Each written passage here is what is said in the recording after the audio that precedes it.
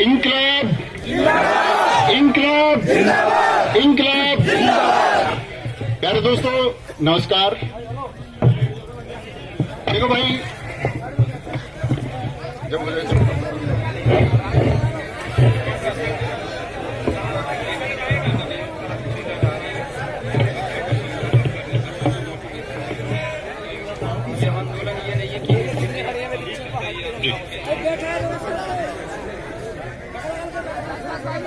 एक बार सारे साथी अपने दोनों हाथ उठा के बता देंगे कि मेरी आवाज पिछली पंक्ति तक भी पहुंच रही है। तो भाई हम सब लोग यहां आए, एक ही मांग, यूपी पुलिस कांस्टेबल री एग्जाम। और दोस्त, जब इसको नाम दिया गया यूपी पुलिस री एग्जाम सत्याग्रह, तो सबसे पहले तो आपको सत्याग्रह का अर्थ समझना होगा। आप लोगों को यह जानना होगा कि जो आग्रह आप सब यहां करने वाले हैं वो सच में सत्य के लिए है या असत्य के लिए है। तो एक बार बताएंगे, ये सत्य के लिए है कि असत्य के लिए है? तो सत्य के लिए आग्रह है, तो इसका मतलब है सत्याग्रह कोई भी हो उसको चलाने के लिए एक बहुत अनुशासन की आवश्यकता है।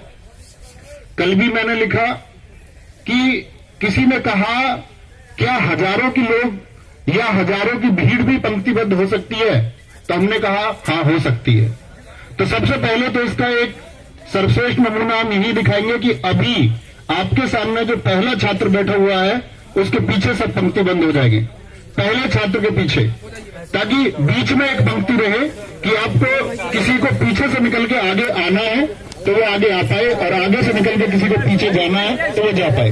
बीच वाली ये जो पंक्ति है, हमारे जितने भी साथी या जितने भी मीडिया बंधु होंगे उन सबके लिए बीच की पंक्ति आप छोड़ दीजिए। बीच में लगभग 2 से 3 फीट का एक रास्ता छोड़ दीजिए। प्यारे भाई, आप सब लोगों से हाथ जोड़ कर रिक्वेस्ट है, बीच वाली पंक्ति छोड़ देंगे और सब लोग एक दूसरे के सिर से सिर मिला के बैठेंगे। देखो भाई, ऐसा नहीं है कि आप लोगों को आज ही बैठना है, ऐसा नहीं हो सकता कि आपको आज और कल बैठना है। हो सकता है आपको 10 दिन बैठना हो, तो अनुशासन और व्यवस्था से बैठ पाएंगे तो ही ये संभव हो पाएगा। बीच वाली पंक्ति अभी भी खाली नहीं हुई है, तो जिस तरह यदि आप हमारी बात नहीं मानेंगे तो मुझे नहीं लगता कि आप किसी की बात भी मानोगे, और किसी की बात नहीं मानोगे तो कुछ होने वाला है नहीं। भाई, मैं अपनी भाषा में बोलूं, मफलर बांधे बैठा, साइड में क्यों ना हो, ये बीच वाली लाइन छोड़ दो प्लीज।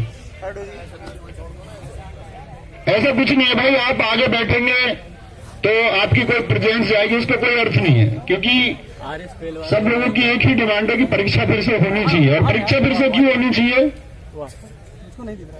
परीक्षा फिर से इसलिए होनी चाहिए क्योंकि लाखों करोड़ों लोगों के सपनों को रौंदा गया है और खुले आम रौंदा गया है।